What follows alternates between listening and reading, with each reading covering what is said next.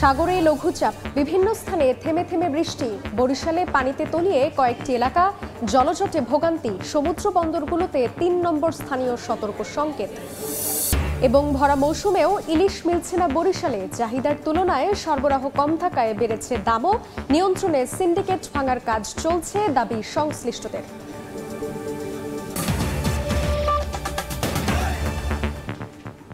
আমন্ত্রণ সময় সংবাদের নিয়মিত আয়োজন বিভাগীয় সময়। থাকছি সপ্তাহের 7 দিন ভিন্ন ভিন্ন বিভাগের সংবাদ নিয়ে। আজ থাকছে বরিশাল বিভাগ, সঙ্গে আছি আমি জান্নাতুল সাদিয়া। বঙ্গোপসাগরে সৃষ্ট লঘুচাপের কারণে গত 2 দিন ধরে দেশের বিভিন্ন স্থানে থেমে থেমে বৃষ্টি হচ্ছে। এতে জনজীবনে ভোগান্তির সৃষ্টি হয়েছে। উপকূলীয় এলাকায় ঝোড়ো হাওয়া বয়ে যাওয়ার শঙ্কায় সব সমুদ্র বন্দরকে 3 নম্বর স্থানীয় সতর্ক সংকেত দেখিয়ে যেতে বলা হয়েছে। বৃষ্টির কারণে বরিশাল নগরীর প্রায় সব সড়ক পানিতে তলিয়েছে, জলাবদ্ধতায় নাকাল নাগরিক জীবন। কখনো মুষলধারে, আবার কখনো গুড়ি গুড়ি বৃষ্টি। পটুয়াখালীতে থেমে থেমে মাঝারি থেকে ভারী বৃষ্টিপাত হচ্ছে। এতে জনজীবনে ভোগান্তির সৃষ্টি হয়েছে। খালবিলে পানি জমে জলাবদ্ধতার সৃষ্টি হয়, দুশ্চিন্তায় পড়েছেন আমন ও সবজি চাষিরা। উপকূলীয় এলাকায় ঝড়ো হাওয়া বয়ে যাওয়ায় পটুয়াখালীতে 3 নম্বর স্থানীয় সতর্ক সংকেত দেখিয়ে যেতে বলা হয়েছে। এ সময় মাছ ধরার ট্রলারসমূহকে উপকূলের কাছাকাছি থেকে সাবধানে চলাচল করতে বলা হয়েছে। এদিকে রোববার রাত থেকে শুরু হয়ে সোমবার পর্যন্ত থেমে থেমে বৃষ্টি হয় বরিশালে। শহরের সড়কগুলো পানিতে টইটুম্বুর। অলিগলি সহ প্রধান প্রধান সড়কে হাঁটু পানি। বটতলা, কালীবাড়ি রোড, বগুড়া রোড ও শীতলাখোলা সহ প্রায় সব এলাকায় জলাবদ্ধতা তৈরি হয়েছে। বাসাবাড়িতে পানি ঢুকে পড়েছে। এতে চরম দুর্ভোগে নগরবাসী। রাস্তার অনেক কিছু জায়গায় সমস্যা, পানি অনেক বেশি। রাস্তায় অনেক পানি, সেই জন্য আমি স্কুলে আসতে পারি না। বাসায় অনেক পানি উঠছে, চুলা টুলা ভেঙে গেছে। অনেক কাউন্সিলর আইছে, কাউন্সিলর গেছে, মেয়র আইছে, 2 বার মেয়র চলে গেছে, কিন্তু রাস্তা একই অবস্থা রয়ে গেছে। সিটি কর্পোরেশন জানিয়েছে জলাবদ্ধতা নিরসনে খাল ড্রেন পরিষ্কার করা হচ্ছে। বিগত 3 মাসে সব ড্রেন পরিষ্কার করেছে এবং বরিশালের বড় খালগুলো সব খনন করা হয়েছে। আমি আশা করি আগামী 24 ঘন্টার মধ্যে পানি থাকবে না। গত 24 ঘন্টায় জেলায় 72 মিলিমিটার বৃষ্টিপাত হয়েছে। এর মধ্যে সোমবার সকাল 6টা থেকে 9টা পর্যন্ত মাত্র 3 ঘন্টায় বৃষ্টিপাত হয়েছে 57 মিলিমিটার। আবহাওয়া বিভাগের তথ্য মতে শরতের শুরুতে যে বৃষ্টি শুরু হয়েছে তা চলবে মাস জুড়ে। তবে আগামী 2 থেকে 3 দিনের বৃষ্টিপাতের মাত্রা আরও বাড়বে। কনক আজাদ, সময় সংবাদ। এই মুহূর্তে বরিশালের বটতলায় আছেন রিপোর্টার অপূর্ব অপু ও ভোলার তুলাতুলির মেঘনার পাড়ায় আছেন নাসির উদ্দিন লিটন। প্রথমেই যাচ্ছি অপুর কাছে।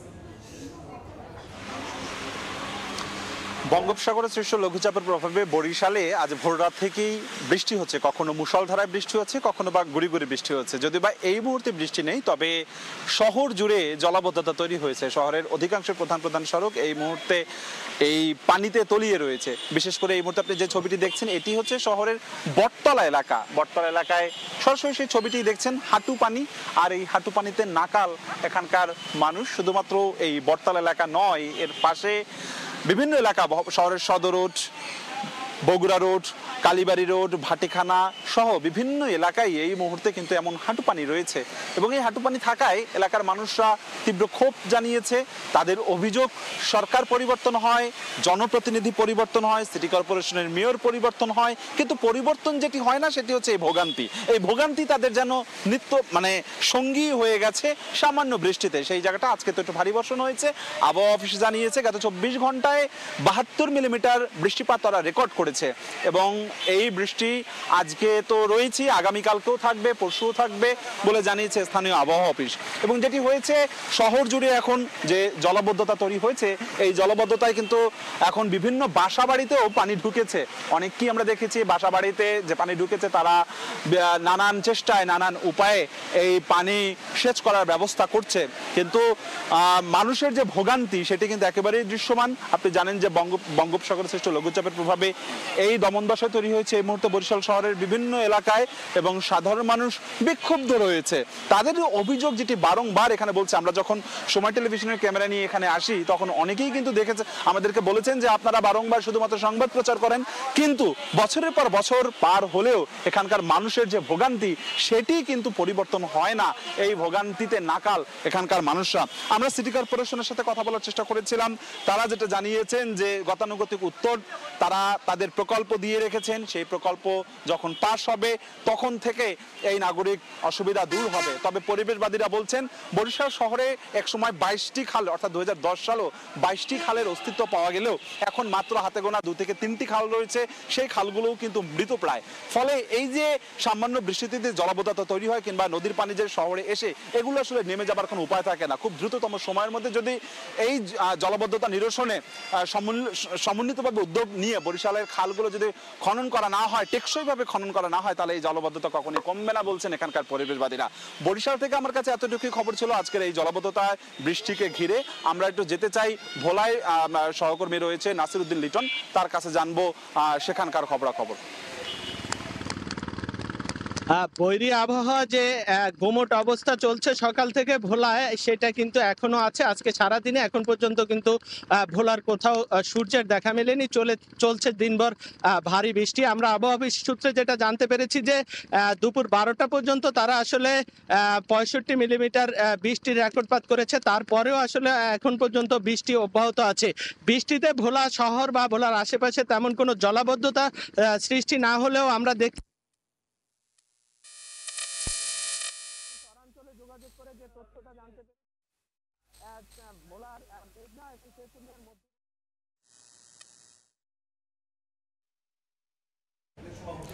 ভোলার সংযোগটি বিচ্ছিন্ন হয়ে গেছে। এর আগে আমরা যুক্ত ছিলাম বরিশালে। বিভাগীয় সময়ে আরও থাকছে। 8 মাস ধরে বন্ধ ভোলার তজুমুদ্দিন মনপুরার রুটে সি ট্রাক চলাচল, বালু পরিবহনের ট্রলারে ঝুঁকি নিয়ে যাত্রী পারাপার। শক্তিশালী সিন্ডিকেট কাজ করলেও নির্বাক কর্তৃপক্ষ। ভরা মৌসুমেও ইলিশ মিলছে না বরিশালে। চাহিদার তুলনায় সরবরাহ কম থাকায় বেড়েছে দামও। ব্যবসায়ীরা বলছেন সরবরাহ বাড়লে দর কমে আসবে, আর দাম নিয়ন্ত্রণে সিন্ডিকেট ভাঙার কাজ চলছে বলে জানিয়েছেন সংশ্লিষ্টরা। সুজয় দাসের ছবিতে শাকিল মাহমুদুর রিপোর্ট। কাঙ্ক্ষিত ইলিশ নিয়ে আসতে না পারায় অস্থির হয়ে উঠেছে বরিশালের সবচেয়ে বড় মাছের মোকাম পোর্ট রোড মৎস্য অবতরণ কেন্দ্র সহ স্থানীয় বাজারগুলো। টানা 65 দিন নিষেধাজ্ঞা শেষে 23 জুলাই মধ্যরাতে সমুদ্রে যান জেলেরা। এরপর প্রায় 1 মাস হতে চললেও বৈরী আবহাওয়ার কারণে নদী সমুদ্রে ইলিশের দেখা নেই। এ কারণে প্রতি কেজি 1 কেজি ওজনের ইলিশ বিক্রি হচ্ছে 1700 টাকা। 600 থেকে 900 গ্রামের ইলিশ 1500 টাকা, 500 গ্রামের ইলিশ 1400 টাকা এবং জাটকা বিক্রি হচ্ছে 700 থেকে 800 টাকা দরে। ক্রেতারা বলছেন দেশের মানুষের চাহিদা মেটানোর পর ইলিশ রপ্তানির যে প্রতিশ্রুতি মৎস্য উপদেষ্টা দিয়েছেন তার প্রতিফলন চান তারা। ইলিশ মাছের দাম এত চড়া, সাধ্য নাই ইলিশ মাছ কিনে নেওয়ার মতো। মাছের যোগান মোটামুটি, কিন্তু দাম তো কমে নাই। বাইরে মাছগুলি না যাক, তাতে আমাদের গরিব ধনী যারা আছে তারা সবাই কিনতে পারবে। বিক্রেতারা বলছেন ইলিশের সরবরাহ না থাকায় দাম কমছে না। সিজন উপলক্ষে মাছের দাম একটু বেশি, মাছ অনেক কম, এজন্য মাছের দামটা বেশি চাইতে আছে। কৃষি বিপণন বিভাগ জানায় দাম নিয়ন্ত্রণে বাজারের বর্তমান সিন্ডিকেট ভেঙে দিতে কাজ করছেন তারা। যদি কোনো সিন্ডিকেট পাই সেটা আমরা ভেঙে দেব। দেশের মানুষ কম দামে ইলিশ পায়, আমরা সেই ব্যবস্থা করার চেষ্টা করব। ভরা মৌসুমে অন্য বছর পোর্ট রোড মৎস্য অবতরণ কেন্দ্রের 170টি আড়তে প্রতিদিন 100 মণ ইলিশ বিক্রি হতো, তবে বর্তমানে সেখানে বিক্রি হচ্ছে 5 থেকে 7 মণ। শাকিল মাহমুদ, সময় সংবাদ, বরিশাল। নানা আয়োজনে বরিশাল বিভাগের বিভিন্ন এলাকায় পালিত হয়েছে জাতীয়তাবাদী স্বেচ্ছাসেবক দলের 44তম প্রতিষ্ঠাবার্ষিকী। এ উপলক্ষে সংগঠনটির পক্ষ থেকে আয়োজন করা হয় র্যালি ও আলোচনা সভা। এ সময় শিগগিরই একটি সুষ্ঠু নির্বাচন আয়োজনের জন্য অন্তর্বর্তীকালীন সরকারের কাছে দাবি করেন নেতাকর্মীরা।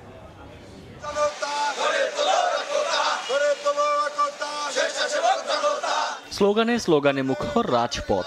দীর্ঘদিন পর স্বাধীনভাবে জনসভা করছে জাতীয়তাবাদী স্বেচ্ছাসেবক দল। সংগঠনটির 44তম প্রতিষ্ঠাবার্ষিকীতে তাই নেতাকর্মীদের উচ্ছ্বাস একটু বেশি। প্রতিষ্ঠাবার্ষিকী উপলক্ষে বরিশালে একটি বর্ণাঢ্য র্যালি করেন জেলা স্বেচ্ছাসেবক দলের নেতাকর্মীরা। শহরের গুরুত্বপূর্ণ সড়কগুলো প্রদক্ষিণ করে দলীয় কার্যালয়ে গিয়ে শেষ হয়। পরে এক আলোচনা সভার আয়োজন করা হয়। এ সময় বক্তারা শিগগিরই একটি সুষ্ঠু নির্বাচন আয়োজনের জন্য অন্তর্বর্তীকালীন সরকারের কাছে দাবি জানান। বাংলাদেশকে যিনি গণহত্যা করেছেন সেই শেখ হাসিনাকে জাতীয়তাবাদী স্বেচ্ছাসেবক দলের পক্ষ থেকে একটি দাবি, তাকে অনতিবিলম্বে দেশে ফিরে এনে তাকে ফাঁসির কার্যকর করতে হবে। অন্তর্বর্তীকালীন সরকারের কাছে একটাই দাবি, নির্বাচন দিয়ে একটি জাতীয় সরকারের মাধ্যমে একটি গণতন্ত্র প্রতিষ্ঠা করবেন। বৈরী আবহাওয়া উপেক্ষা করে দ্বীপ জেলা ভোলায় বিএনপির কার্যালয়ের সামনে থেকে শোভাযাত্রা বের করেন স্বেচ্ছাসেবক দলের নেতাকর্মীরা। র্যালিটি সদর রোড, বাংলা স্কুল মোড় ঘুরে একই স্থানে গিয়ে শেষ হয়। ঝালকাঠিতে প্রেস ক্লাবের সামনে থেকে একটি বর্ণাঢ্য র্যালি বের করেন স্বেচ্ছাসেবক দলের নেতাকর্মীরা। এর আগে এক আলোচনা সভায় সব নেতাকর্মীদের ঐক্যবদ্ধ থাকার আহ্বান জানান বক্তারা। ওমর ফারুক, সময় সংবাদ। বিভাগীয় সময় আরও থাকছে। কুয়াকাটা সমুদ্র সৈকতে পর্যটকের ভিড়, খুশি ব্যবসায়ীরা। নিরাপত্তা জোরদার টুরিস্ট পুলিশের। ঝালকাঠির ভাসমান পেয়ারা বাজারে বেচাকেনায় ভাটা। এক মাস পর স্বাভাবিক হয়েছে বরিশালের শিক্ষা প্রতিষ্ঠানগুলোর একাডেমিক কার্যক্রম। সকাল থেকে বরিশালে বৈরী আবহাওয়া উপেক্ষা করেই ক্লাসমুখী হয়েছেন শিক্ষার্থীরা। অমৃত লালদে কলেজ, সরকারি বরিশাল কলেজ, ব্রজমোহন কলেজ ঘুরে দেখা যায় শিক্ষার্থীদের উপস্থিতি। অবশ্য বৃষ্টির কারণে শিক্ষার্থীদের উপস্থিতি ছিল তুলনামূলক কম। এদিকে নতুন বাংলাদেশে নিজেকে আরও যোগ্য করে তোলার স্বপ্ন দেখছেন শিক্ষার্থীরাও। স্বাভাবিক অবস্থায় ফিরতে শুরু করেছে বরিশাল অঞ্চলের আইন শৃঙ্খলা পরিস্থিতি। থানাগুলো থেকে লুট হওয়া মালামাল উদ্ধারে কাজ করছে পুলিশ। সড়কের মোড়গুলোতে দায়িত্ব পালন করছেন ট্রাফিক পুলিশ। এখনও অনেক এলাকায় সহযোগিতা করছেন শিক্ষার্থীরা। বিস্তারিত জানাতে এই মুহূর্তে বরিশালের কোতোয়ালি থানায় আছেন শাকিল আহমেদ ও পটুয়াখালীতে আছেন মোহাম্মদ মনির হোসেন বাদল। প্রথমেই যাচ্ছি শাকিলের কাছে।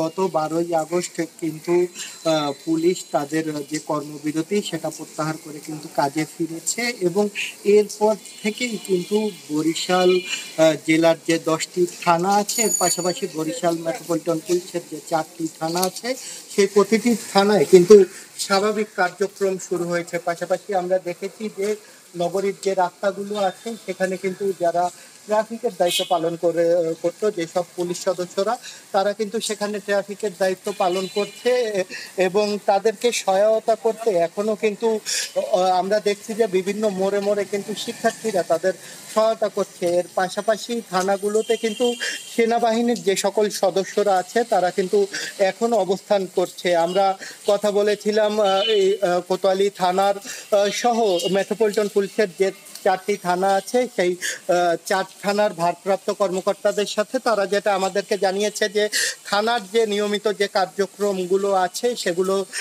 তারা পালন করছে, পাশাপাশি রেগুলার যে মামলাগুলো আছে সেগুলো তারা পালন করছে এবং বিভিন্ন জায়গায় যে মাঠের যে কাজগুলো আছে সেই বিভিন্ন তদন্তে তারা যাচ্ছে এবং তাদের সর্বাত্মক সহায়তা কিন্তু সেনাবাহিনী করছে বলে কিন্তু তারা আমাদেরকে জানিয়েছে। এর পাশাপাশি আমরা দেখেছি যে নগরীর যে সকল গুরুত্বপূর্ণ মোড়গুলো আছে সেখানে কিন্তু ট্রাফিক পুলিশরা তাদের দায়িত্ব পালন করছে। এর পাশাপাশি তাদেরকে কিন্তু শিক্ষার্থীরাও সহায়তা করছে। আমরা শিক্ষার্থীদের সাথে কথা বলছিলাম, শিক্ষার্থীরা বলেছে যে যতদিন পর্যন্ত আসলে পুলিশ নিজেদেরকে নিরাপদ মনে করবে না ততদিন পর্যন্ত কিন্তু তারা তাদের পাশে থেকে এই কার্যক্রম চালিয়ে যাবে বলে কিন্তু তারা আমাদেরকে জানিয়েছে। এর পাশাপাশি আমি কথা বলেছিলাম বরিশাল জেলার পুলিশ সুপারের সাথে। তিনি যেটা জানিয়েছেন যে বরিশাল জেলার যে 10টি থানা আছে সেই 10টি থানায় কিন্তু পুলিশ তাদের স্বাভাবিক কার্যক্রমে ফিরেছে এবং প্রতিনিয়তই কিন্তু আসলে যে রেগুলার যে মামলাগুলো হচ্ছে, যে বিভিন্ন চুরি ডাকাতি থেকে শুরু করে 5 আগস্টে যে সকল ক্ষয়ক্ষতির যে মামলাগুলো সেগুলোর যত অভিযোগ পাচ্ছে তারা কিন্তু গ্রহণ করছে। এর পাশাপাশি 5 আগস্ট 6 আগস্টে দুর্বৃত্তদের যেসব জায়গা লুটপাট করেছে সেই লুটপাটের যে মালামালগুলো আছে সেই মালামালগুলো কিন্তু উদ্ধার কার্যক্রম চলছে। বিভিন্ন জায়গায় কিন্তু আমরা দেখেছি যে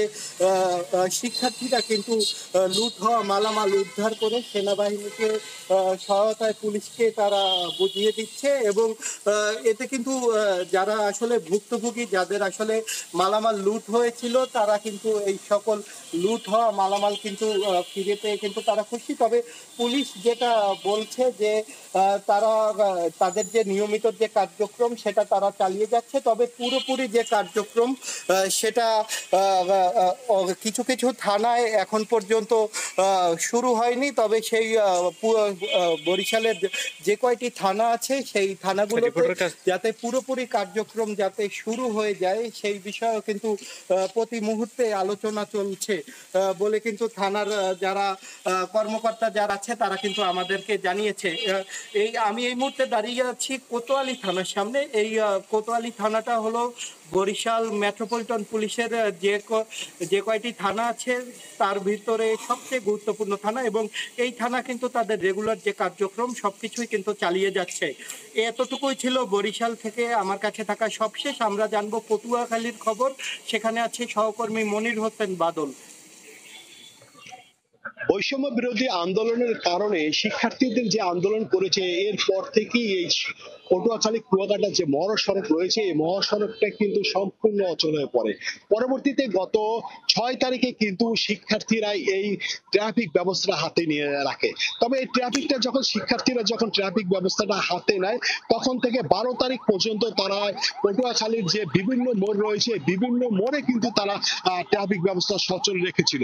6 তারিখের পর থেকে 12 তারিখ পর্যন্ত ট্রাফিক পুলিশ তাদের কর্মবিরতি পালন করে। কর্মবিরতির পালন শেষে গতকালকে রবিবার শিক্ষার্থীদের যখন স্কুল কলেজ খুলে দেওয়া হয় তখন তারা আবার স্কুল কলেজ এবং শিক্ষার্থীরা ট্রাফিক ব্যবস্থা সড়ক থেকে আবার বাড়ি ফিরে যায়। ট্রাফিক পুলিশ কিন্তু তাদের আবার শনিবার এবং রবিবার থেকেই তাদের আবার কার্যক্রম শুরু করে। গত 12 তারিখ থেকে তাদের কার্যক্রম শুরু থাকলেও অনেকে আবার ছুটিতে থাকা বিভিন্ন জায়গায় থাকার কারণে তারা আসতে পারেনি। তো পরবর্তীতে গতকাল থেকে পটুয়াখালী যে 4টি মোড় রয়েছে এবং 4টি জায়গায় কিন্তু ট্রাফিক ব্যবস্থা পটুয়াখালীতে আবার স্বাভাবিক অবস্থায় ফিরে এসেছে। আপনি জানেন যে ঢাকা কুয়াকাটা যে মহাসড়কটি রয়েছে এই মহাসড়কটি একটা চৌরাস্তা পয়েন্ট রয়েছে। এখানে কিন্তু সবসময় ঢাকাগামী কুয়াকাটাগামী পরিবহনের যানজট থাকে। এতদিন যেহেতু ট্রাফিক ব্যবস্থাটা ছিল না, তবে এখন ট্রাফিক ব্যবস্থাটা আবার মোড়ে মোড়ে এসে স্বাভাবিকভাবেই তারা চলাফেরা করতেছে এবং স্বাভাবিকভাবেই গাড়ি ঘোড়া চলতেছে। তবে আমরা সর্বোপরি এক কথাই বলতে পারি যে ট্রাফিক ব্যবস্থাটা বর্তমানে সড়কে আসা ট্রাফিকটা ব্যবস্থা বর্তমানে সচল রয়েছে। এই ছিল আমার কাছে পটুয়াখালী চৌরাস্তা থেকে ট্রাফিকের ব্যবস্থার সর্বশেষ খবর। সরাসরি ছিলাম পটুয়াখালী ও বরিশালে। এক আদালতে মামলা বিচারাধীন থাকার তথ্য গোপন করে সময় টিভি বন্ধ চেয়ে আরেক আদালতে রিট করা হয়। বিষয়টি নজরে আনা হয় বিচারপতি নাইমা হায়দারের। বিচারপতি বলেন তিনি জানতেন না। এদিকে আদেশের বিরুদ্ধে চেম্বার আদালতে যাওয়ার ঘোষণা দিয়েছেন সময় টিভির এমডি ও সিইওর আইনজীবী ব্যারিস্টার মাহবুব উদ্দিন খোকন। ইলিগাল একটা রেজুলেশন করেছে সিটি গ্রুপ যে তারা এমডি তারা চেয়ারম্যান এবং তারা এমডিকে বাইরে করে দিচ্ছে। তো রেজুলেশন করছে, রেজুলেশন চ্যালেঞ্জ করছে। কোম্পানি কোর্টে পেন্ডিং আছে, কোম্পানি কোর্টে অ্যাডমিট হয়েছে এবং সেটা 22 তারিখে হিয়ারিং জন্য ফিক্সড আছে।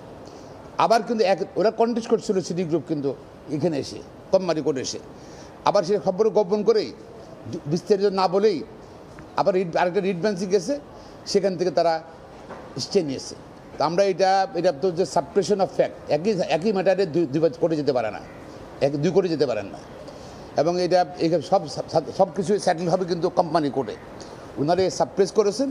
তো আমরা এটা এগেনস্টে সিটি গ্রুপের এই রিটের এগেনস্টে অর্ডারের এগেনস্টে আমার ক্লায়েন্ট অ্যাপ্লিকেশনে যাবে, চেম্বার যাওয়া যাবে। ডেফিনেটলি তথ্য গোপন করে সেটা তো একই ম্যাটারে অলরেডি কোম্পানি কোর্টে অ্যাডমিট করেছে, গ্রহণ করেছে, অ্যাডমিট হয়েছে কোম্পানি ম্যাটার। 22 তারিখে ফিক্স করা আছে হিয়ারিংয়ের জন্য। তারা আবার এটাকে রেখে যেহেতু এখানে রিসিভ করতে পারলো না এবং এখানে বন্ধ করে দেওয়ার কোনো অর্ডার পেল না, তারা আবার কিন্তু ওখানে গেছে অর্ডার দেওয়া সাপ্রেস করে। একই প্লেয়ার ছিল যে বন্ধ করে দেওয়ার জন্য। কারণ কি তারা হলো সিটি গ্রুপ একসময় আওয়ামী লীগকে ফাইন্যান্স করতো, আওয়ামী লীগের ব্যাকআপ করতো, ঠিক আছে। তারা ভয় পাচ্ছে তাদের 60-70টা 60-70টা কারখানার মধ্যে ভাঙচুর হতে পারে। এই জন্য তারা এই কোম্পানি বন্ধ করতে চায়। এটা তো কোনো যুক্তি হলো না। এই কোম্পানি নিয়ে তুমি কথা বলো আর তুমি অন্য কোনো অন্যায় করে থাকো তোমার ভাঙবে, সেটা তো টেলিভিশন বন্ধ হবে কেন? আর এটা ইলিগাল রেজুলেশন করলে কেন তোমরা? তো আমরা ইন এনি কেস আমরা হাইকোর্টের অর্ডার এগেইনস্টে অ্যাপ্লিকেশনে যাবো আমরা, এবং এটা যত তাড়াতাড়ি সম্ভব আমরা পেপার পেলে ডকুমেন্টগুলো পেলে আজকে চেষ্টা করছি, আজকে পেতে ডকুমেন্টগুলো আজকে পেলে হয়তো কালকে ফাইল করে দেবো। বৈরী আবহাওয়ার মাঝেও কুয়াকাটা সমুদ্র সৈকতে ভিড় করছেন পর্যটকরা। সাগরের পানিতে গোসলে নেমে আনন্দ উল্লাসের সময় পার করছেন তারা। এদিকে গত 1 মাস পর সৈকতে পর্যটকের সমাগমে খুশি ব্যবসায়ীরা, আর পর্যটকদের নিরাপত্তার জোরদার করেছে টুরিস্ট পুলিশ। সাগরের বড় বড় ঢেউ আছড়ে পড়ছে সৈকতে, আনন্দ উল্লাসে মেতেছেন পর্যটকরা। কেউ গোসলে, কেউ বা স্মৃতিগুলো মুঠোফোনে ধরে রাখতে ব্যস্ত। পর্যটকদের ভিড় বেড়েছে কুয়াকাটার সমুদ্র সৈকতে। একই সঙ্গে কর্মচাঞ্চল্য হয়ে উঠেছে সৈকত সংলগ্ন হোটেল মোটেল সহ অন্যান্য ব্যবসা প্রতিষ্ঠান। গত 1 মাসের বেশি সময় রাজনৈতিক অস্থিরতা কাটিয়ে যেন প্রাণ ফিরেছে প্রতিটি স্পটে। ব্যস্ততা বেড়েছে ফটোগ্রাফার, ট্যুর গাইড সহ বিভিন্ন সেবাদানকারীর প্রতিষ্ঠানেরও। এখন পরিস্থিতিটা অনেক স্বাভাবিক, আমরা কুয়াকাটা ঘুরতে আসছি, অনেক ভালো লাগতেছে। পর্যটক আশা ধরছে, সবারই আয় রুজির ব্যবস্থা হয়েছে। বর্তমানে কিছু লোকজন আসতেছে, আলহামদুলিল্লাহ বেশি কিনা ভালো হইতেছে। অন্তর্বর্তীকালীন সরকার দায়িত্ব নেয়ার পর গত সপ্তাহে কাজে যোগ দিয়েছেন পুলিশ সদস্যরা। পর্যটন এলাকায় বাড়ানো হয়েছে নিরাপত্তা। অন্যদিকে দর্শনার্থীর সংখ্যা বাড়তে থাকায় গত 1 মাসের ক্ষতি পুষিয়ে নেয়ার আশা ব্যবসায়ীদের। আশা করব ইন ফিউচারে পর্যটকরাও আগের মতো কুয়াকাটা পর্যটন কেন্দ্রে আসবে এবং আমরা পর্যটন সেবা নিশ্চিত করব। আমরা পুরোদমে কার্যক্রম শুরু করে দিয়েছি। এখানে যারা টুরিস্ট রয়েছেন তাদের সার্বিক নিরাপত্তার জন্য। দর্শনার্থীদের জন্য সাগরকন্যা কুয়াকাটায় ছোট বড় মিলিয়ে 2 শতাধিক হোটেল মোটেল রয়েছে। সময় সংবাদ, পটুয়াখালী। সদর হাসপাতালের বিভিন্ন অনিয়ম ও দুর্নীতির প্রতিবাদে পটুয়াখালীতে মানববন্ধন হয়েছে। সকালে হাসপাতাল প্রাঙ্গণে এ কর্মসূচি পালন করেন বিভিন্ন শিক্ষা প্রতিষ্ঠানের শতাধিক শিক্ষার্থী। এ সময় তারা জানান, হাসপাতালে যেসব দুর্নীতি ও অনিয়ম রয়েছে তার অবসান ঘটিয়ে চিকিৎসকদের রোগীদের সেবায় কাজ করতে হবে। পাশাপাশি তারা হাসপাতালের সব সরঞ্জাম আধুনিকায়নের দাবি জানান।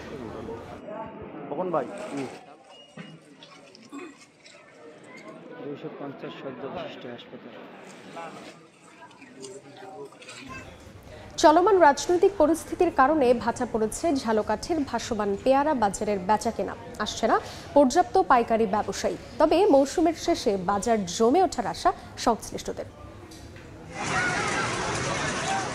প্রতিবছর শ্রাবণ ও ভাদ্র মাসে জমে ওঠে ঝালকাঠি সদরের ভীমরুলি গ্রামের ভাসমান পেয়ারা বাজার। নৌকায় করে বেচাকেনার দৃশ্য দেখতে ভিড় করেন অনেক পর্যটক। তবে চলতি বছর পাল্টে গেছে এই চিত্র। এলাকাবাসী জানান, পেয়ারা বিক্রির মৌসুম অর্ধেক পার হলেও নেই আগের মতো পর্যটক। দেশের চলমান পরিস্থিতির কারণে ভাটা পড়েছে বেচাকেনাতেও। আসছেন না পর্যাপ্ত পাইকারি ব্যবসায়ী। প্রতিমণ পেয়ারার দাম কমেছে 200 থেকে 400 টাকা পর্যন্ত। ব্যবসায়ী ও বাগানীরা জানান, ঘূর্ণিঝড় রেমালে ক্ষতিগ্রস্ত হওয়ার পর ঘুরে দাঁড়ানোর সময়ে রাজনৈতিক অস্থিরতার কারণে পেয়ারা শিল্পে লোকসান গুনছেন তারা। আমাদের খুবই দুর্বিষহ জীবনযাপন করতেছি। দেশের যে পরিস্থিতি, এর জন্য অনেক পর্যটক এসে ফিরে গেছেন। শহরে এরা মালপত্র নিয়ে যেতে পারে না, যার জন্য এরাও কেনে না, যার জন্য সস্তায় যা পায় তাইতে বিক্রি করতে হয়। কৃষি বিভাগ বলছে, যোগাযোগ ব্যবস্থা ভালো থাকার কারণে বাগানীরা ক্ষতি পুষিয়ে উঠতে পারবেন। গ্রাফটিং পদ্ধতিতে উন্নত জাত বাড়ি পেয়ারা, 2 থাই পেয়ারা, এসব জাতের আবাদ সম্প্রসারণেরও কিন্তু উদ্যোগ গ্রহণ করা হয়েছে। কৃষি বিভাগের তথ্য মতে এবার ঝালকাঠিতে ৬,৭৫০ মেট্রিক টন পেয়ারা উৎপাদনের লক্ষ্যমাত্রা নির্ধারণ করা হয়েছে। সময় সংবাদ, ঝালকাঠি। এবার জেনে নেব বরিশাল বিভাগের গত সপ্তাহের আলোচিত ঘটনা। 18 আগস্ট ঝালকাঠি পৌরসভা চত্বরে প্রান্তিক জনগোষ্ঠীর জন্য বিনামূল্যে মেডিকেল ক্যাম্পেইনের আয়োজন করে স্থানীয় সরকার বিভাগ। এদিন 3 শতাধিক মানুষকে বিনামূল্যে চিকিৎসা সেবা, ওষুধ ও শিশু খাদ্য বিতরণ করা হয়। বেতন বৃদ্ধি ও চাকরি স্থায়ীকরণের দাবিতে 18 আগস্ট বিক্ষোভ করেন বরিশাল সিটি কর্পোরেশনের কর্মকর্তা কর্মচারীরা। এ সময় বেতন বৈষম্যের অভিযোগ করেন তারা। 10 বছর চাকরি করলেও কাউকে এখনো স্থায়ী করা হয়নি বলে অভিযোগ করেন আন্দোলনকারীরা। বিভাগীয় সময়ের শীর্ষ সংবাদ জানিয়ে দিচ্ছি আরেকবার। সাগরে লঘুচাপ, বিভিন্ন স্থানে থেমে থেমে বৃষ্টি। বরিশালে পানিতে তলিয়ে কয়েকটি এলাকা, জলজটে ভোগান্তি। সমুদ্র বন্দরগুলোতে 3 নম্বর স্থানীয় সতর্ক সংকেত। এবং ভরা মৌসুমেও ইলিশ মিলছে না বরিশালে। চাহিদার তুলনায় সরবরাহ কম থাকায় বেড়েছে দামও। নিয়ন্ত্রণে সিন্ডিকেট ভাঙার কাজ চলছে, দাবি সংশ্লিষ্টদের।